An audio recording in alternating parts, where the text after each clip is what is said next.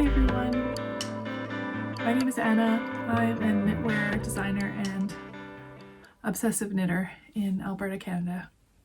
And this is my knitting channel where I talk about all my projects and all the yarn and all the inspiration I have, and you are welcome here.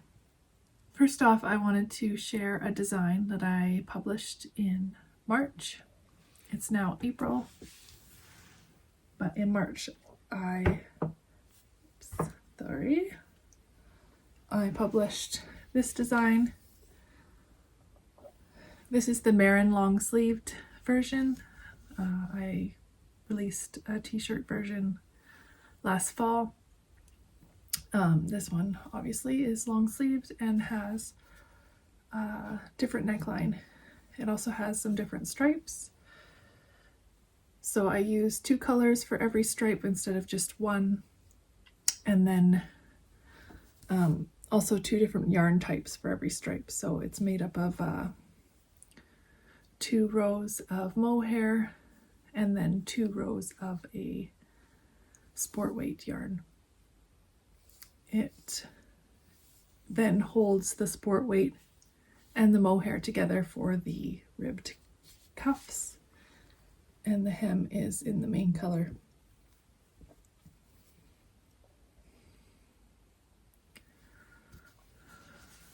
This is one of the colors that I used, one of the yarns I used for the stripes.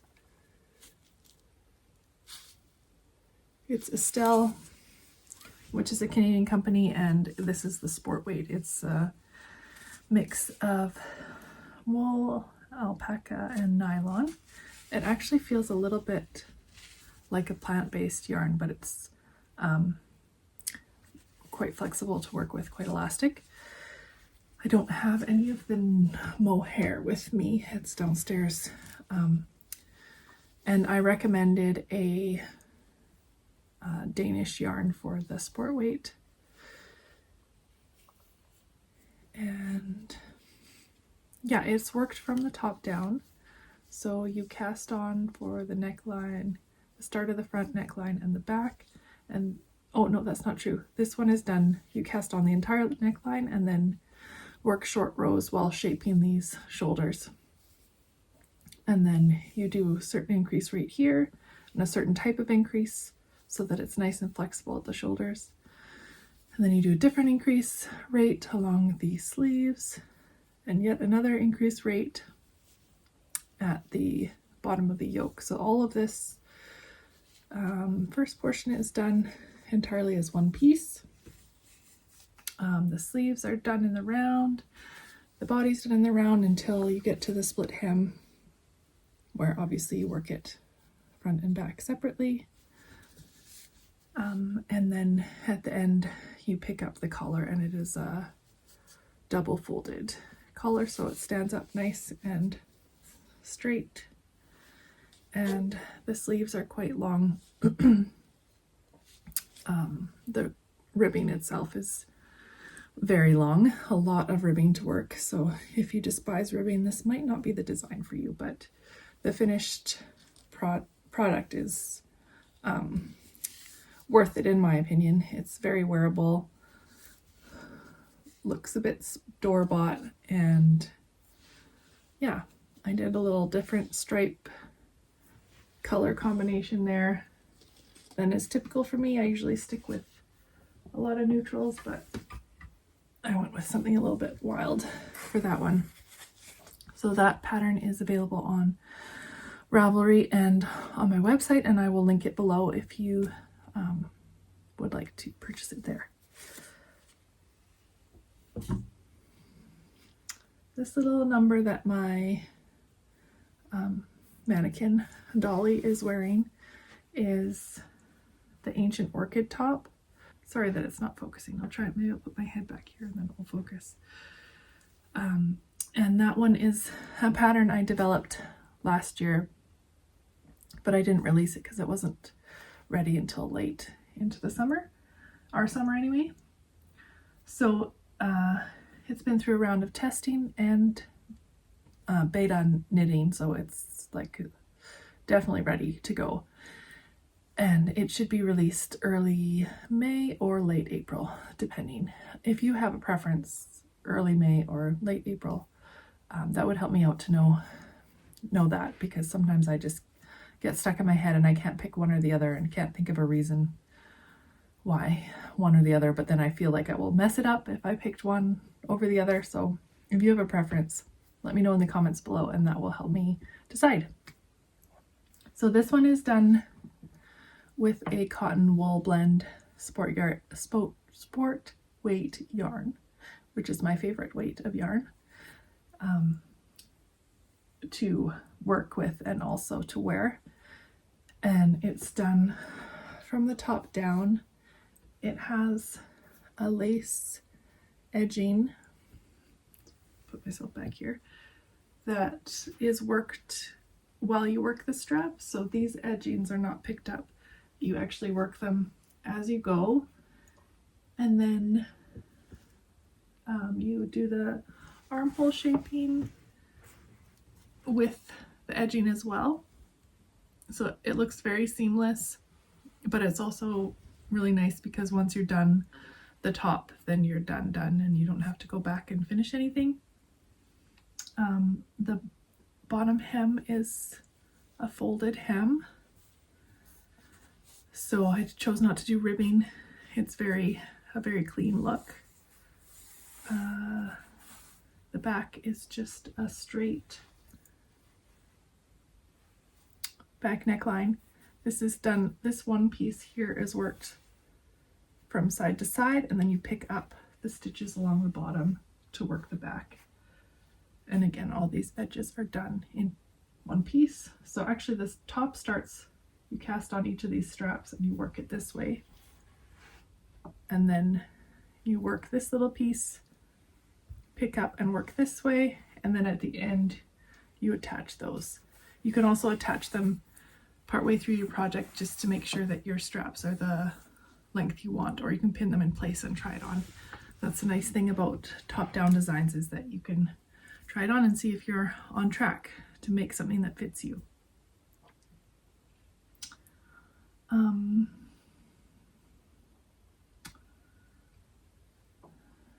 Yeah, I don't think there's much else to say. You need to be able to work increases along this edge while maintaining a stitch pattern along the very edge of the top. So you start off doing this strap, and that kind of gets you in the swing of doing these lace picot edges. And then when you get to here, you need to maintain those edges while working different increase rates along the neckline. And sometimes the increases overlap with armhole increases, so you're having to keep track of increases here and increases here. So be aware of that. It looks fairly simple, but in order to get a shape that fits well, you have to do different increase rates. If you do one increase every 2 rows for the entire armhole, some armhole depths would be very, very big for certain sizes. So you have to be able to maintain your stitch patterns while working different increase rates. If that's new to you, it probably sounds very intimidating, but because you have this entire length to get used to the stitch pattern, it's you probably will have it very much memorized by the time you get to these increases. So that is the Ancient Orchid top, and I am publishing that independently and a date to be determined. So if you are interested in getting this, purchasing this top as soon as it's released, I always offer a really good discount, 50% off for the first few days that it is been published. And then once that sale is done, it's done. And you don't get like 15% off for the first month or anything. You just get a really good deal for a short amount of time. So if you're interested in getting that, make sure that you sign up to my newsletter. That's your most likely place to actually hear about that. discount when it's released.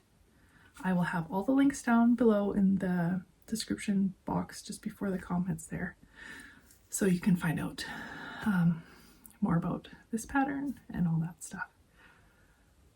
I think that's it for my finished objects. I have one more that's not a pattern.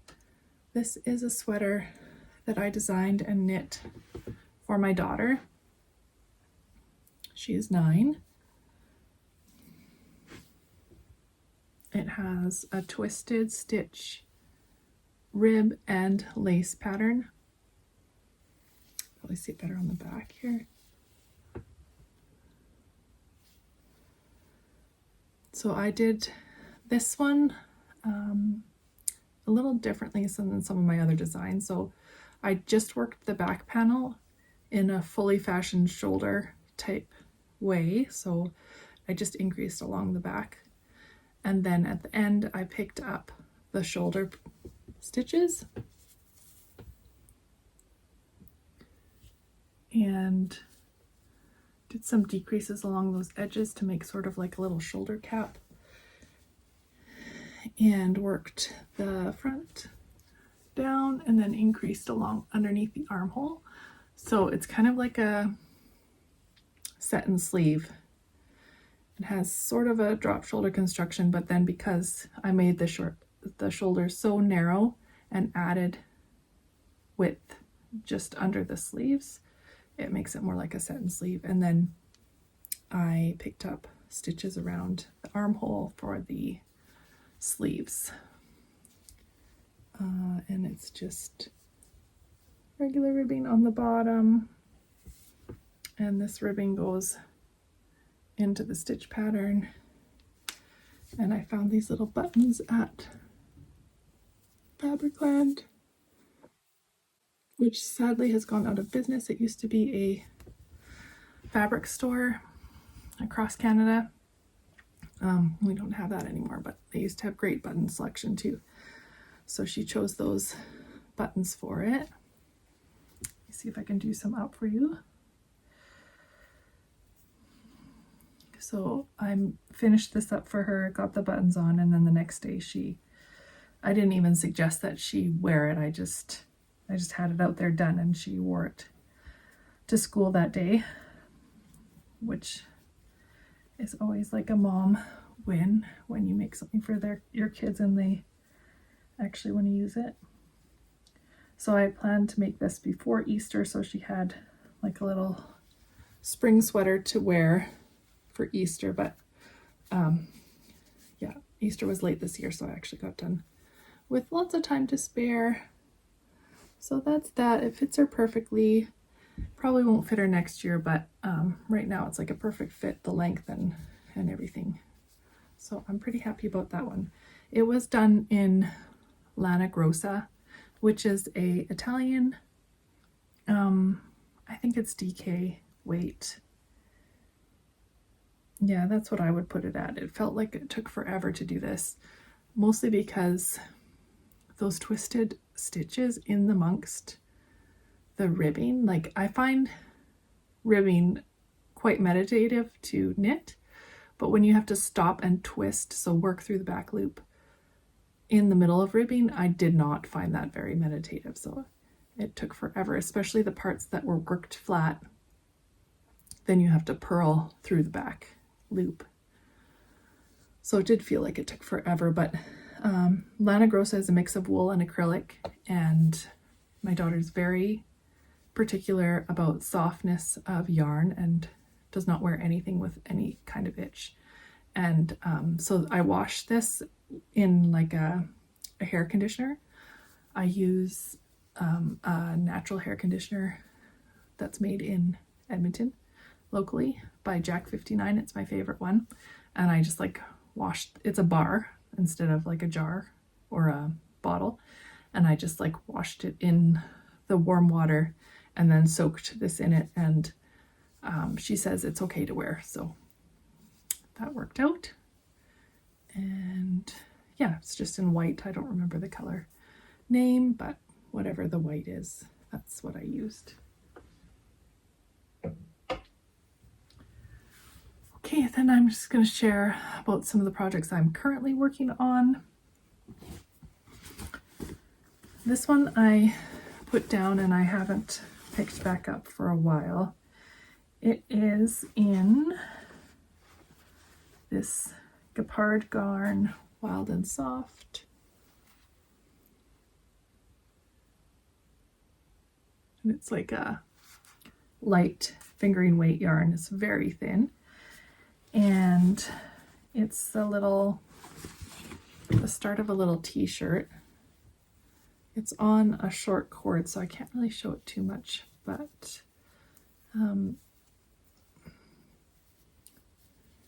that's the front neckline. And then this is the little pattern on the sleeves. Doesn't look very nice there, but actually, I promise you, it's like a little crisscross lace. And when it blocks out, it will look a lot nicer.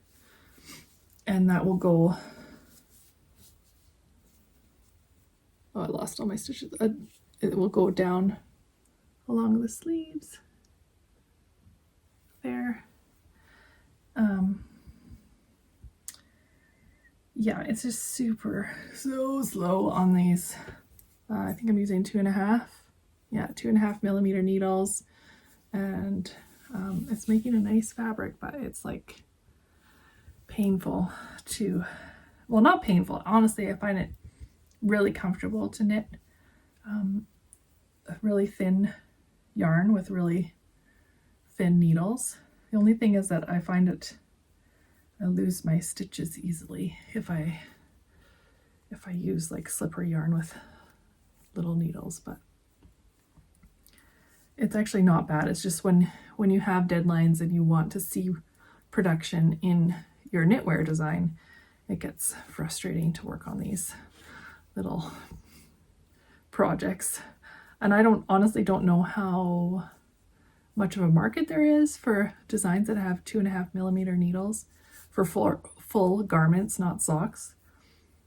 I think it'll be super wearable, but that's always the price you pay when you work small yarn with small needles. It becomes very wearable. It becomes like almost like machine knit items, but it's a struggle to get to the end game. So I was hoping to get like the yoke done, and then I was going to do the body as 2 panels on my knitting machine to save some time, but I haven't even got to that spot yet, so we'll see. I was hoping to have this as a design for the fall because there was no way I was going to get it done for the summer, but I don't know, it might be a next year's design at this rate. It's a really fun pattern to work, actually. The only thing is that on one row you increase stitches, and on the next row you decrease in order to resolve your stitch count. So I would not pick that as a stitch pattern necessarily for publishing, because often that throws people off. It can be a really easy way for someone to lose track of their stitch count when they have to resolve all those yarn overs on a following row. Whereas if you resolve them on the same row as you work them, then your stitch count never changes. And every row it should be the same unless you're increasing or decreasing. So your shaping increases and decreases are all that you keep track of. Whereas if you have yarn overs that you don't resolve, then you kind of have to keep those, keep track of those as you're increasing and decreasing. So yeah, I don't know how that will go over. It's like tiny yarn, tiny needles, and a weird stitch count method to keep track of. So that's sort of why this one has stalled. But I really think like it's a really nice, interesting color, this tobacco color. And I think it would be very wearable and very cute, like as a office wear to the office item, under a blazer, or like you could wear it with a skirt to out. It would be like really dainty and cute. So that one is ongoing. And then if you've been here before, you've seen this. This is a skirt that I knit for my Christmas outfit last year.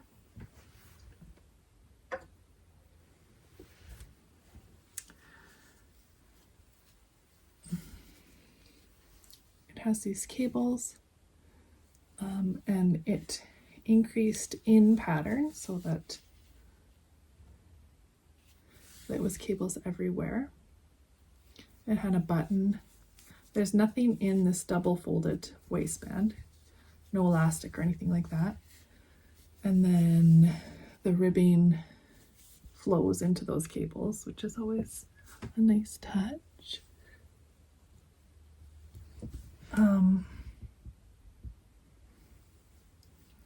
Yes. So a few people asked me to make this as a pattern.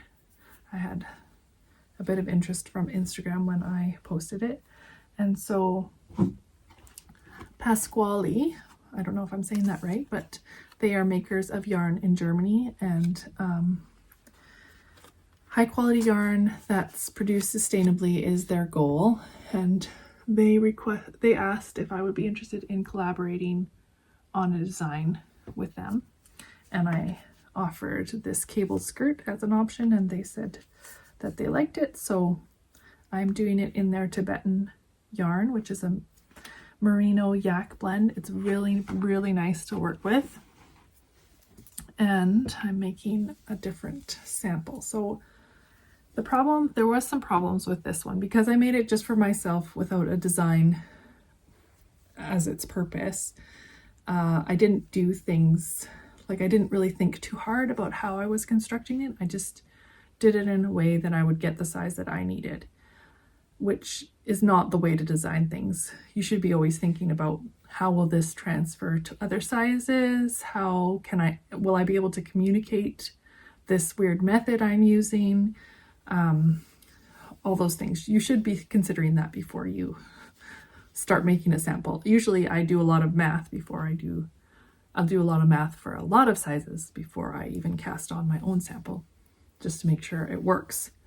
But I didn't do that for this one. So one of the problems was that in order to increase in pattern and have at the end of your increases an equal number of repeats that flows in, the increases flow into each new repeat, that limits the number of sizes you can do, because at the end you have to have increased this repeat and this repeat for every size. So maybe you only have 2 for one size, and you have 3 for, maybe you only have 1 on one side for one size. Maybe you have 2 for another size, you have 3 for the other size. But then that increases the length that you are increasing within. So there isn't as much variety in butt height as there is in butt width. So typically many sizes are, your butt kind of stays the same height, but the sizes will widen. Some of us have a little more junk than others, me included. So that makes it difficult to grade. So you have to have different increase rates for different sizes, and then that becomes difficult to chart, etc., etc.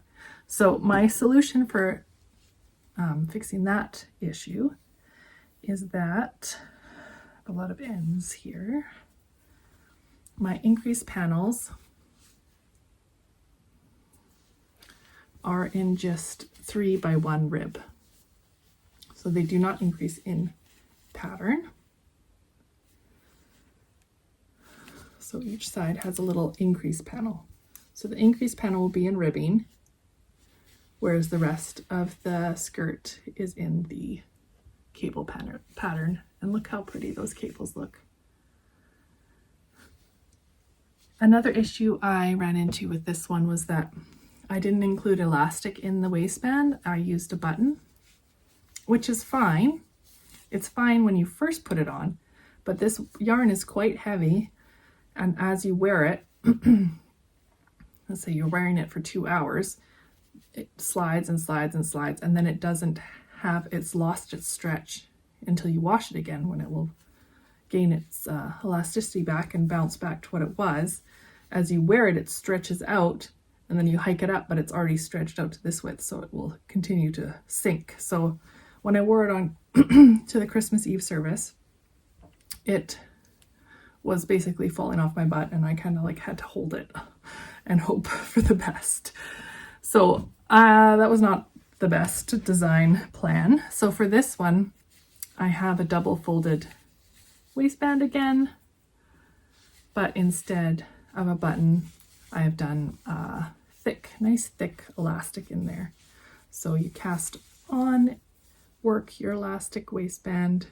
It's like working your casing, and then you knit them together, or you can sew them together at the end. And yeah, I think that will be a better option for wearability. So I just have to keep going on that one. It's not a bad pattern to work.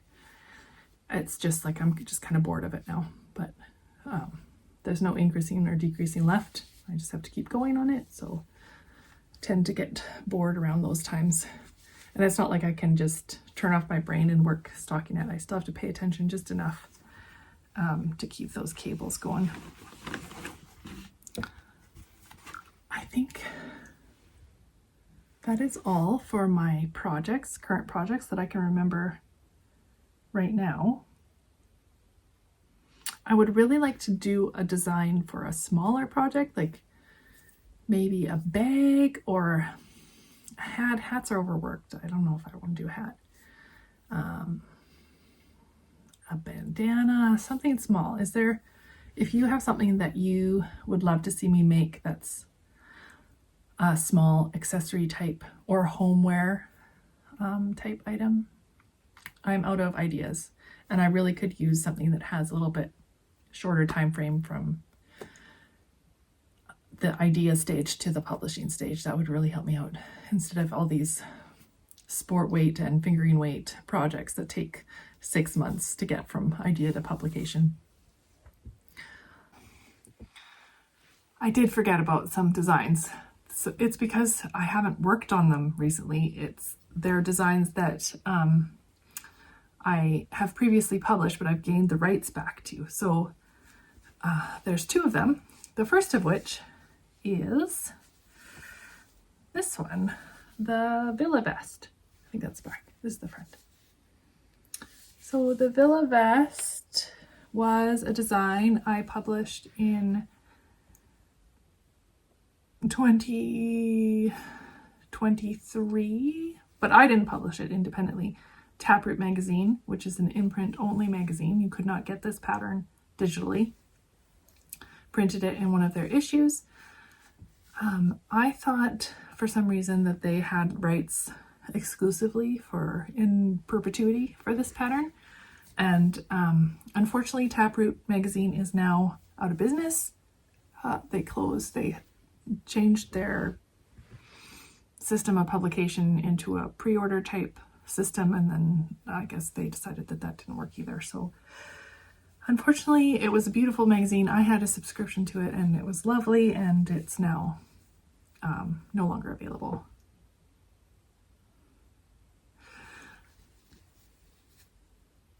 But so then I wasn't sure, like, how do I contact somebody to find out if I can get the rights back now that it's out of business. But I went back and reviewed my contract, because every so often I get a request for someone to buy this pattern digitally, and I have to tell them, I'm sorry, you can't get it, it's only in print. So I went back after someone just recently asked me if they could purchase this pattern. I went back to my contract with Taproot, and actually I got the rights back last year, and I could have published it. So that means that this pattern which has already been tech edited. I just would like to have it test knitted, is pretty close to publication. So if you would like to test knit it, that test call is open right now. I will put the link below for the form, which you can fill out. I think 1 or 2 sizes have already filled. It only comes in 5 sizes because it's quite the range of positive ease. It's basically 2 rectangles that you sew together. It has some shoulder shaping and some neck shaping. But otherwise it's actually worked from the bottom up, which is a little different for me. There's no edging on the armholes. You just seam up the sides and the shoulder seams, and then you pick up and work the neckline, and you're done. So if you're interested in working this one is done in, this sample is done in Farmer's Daughter Fibers Reminisce Worsted, which it's called a worsted, but it feels much more like an Aran weight to me, so keep that in mind as well. Yeah, and then the second pattern that I've gained rights back to and is ready for test knitting is this one. This one is the Amisk cardigan. It was published in an issue of Lina magazine, and it is done as like a continuous saddle shoulder, and the lace goes all the way down the sleeves.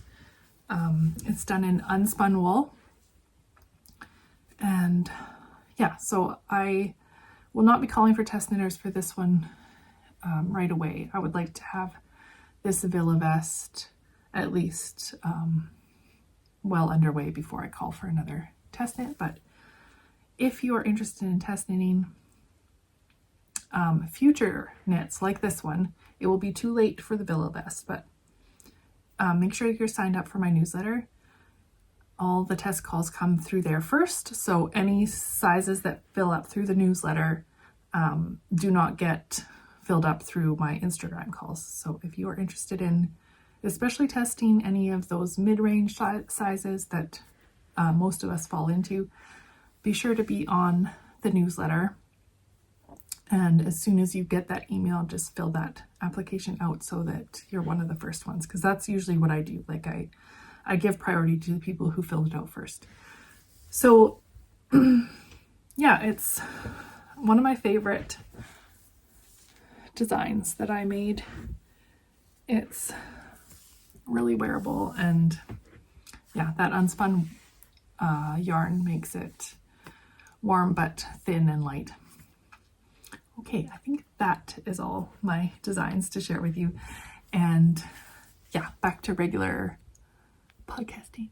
We have some potential news about the sheep and yarn from the sheep. So I have 9 sheep. 3 of them are Icelandic mixes and 6 of them are Shetlands.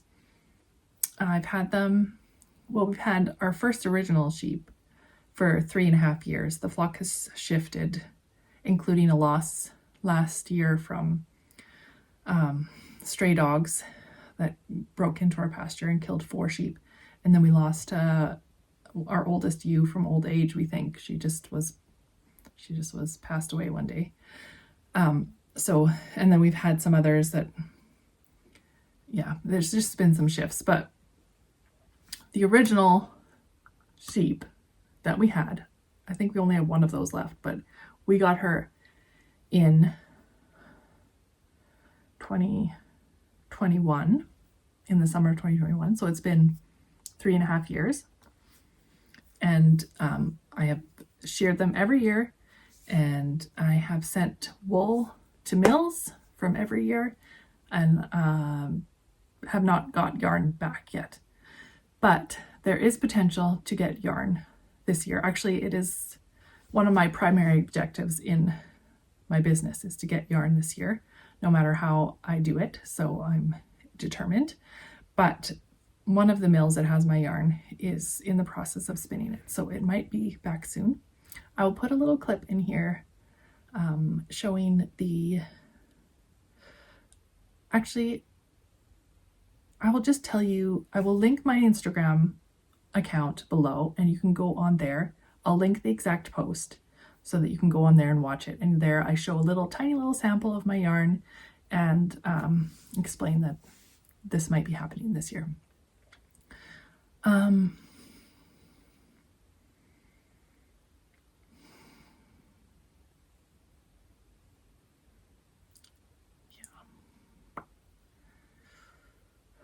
I've been struggling with getting office hours back up. I'm hoping that there will be some normalcy going forward. I had a hysterectomy in March. Not a regular small one. It was a big deal. It was an 8-inch incision, and I ended up with blood clots in my lung post-surgery. But I'm doing okay. I'm on blood thinners, and there doesn't seem to be any cause for alarm. I'm recovering well, but I'm still within the recovery period, so life is kind of weird right now. Yeah, that's a little life update. I don't know, I think that's all. I feel like I should have had more to share because it's been so long, but I think that's all I have. And I just really want to get some videos up because I feel like I've been really slacking on this area of my business. And I know that it's a really good area for growth and for like building community and I don't know, like having customers invested in the business and stuff like that. So I'm going to try. I always say that. I know. I'm sorry. I apologize. I have really failed. But I always have the intention that I'm going to do better at this podcasting business. And if that means that I do 30-minute episodes or 20-minute episodes instead of 45 minutes, that's what it takes. So yeah. I hope you are all well in this weird time we're living in, and I hope you're finding security in things outside of world systems, and that you have a community of people who love you and who you love and can rely on. Take care of yourself. Be kind to the other knitters. We are just a beautiful group of people, and I hope that you take care of yourself. Have a happy spring. Bye.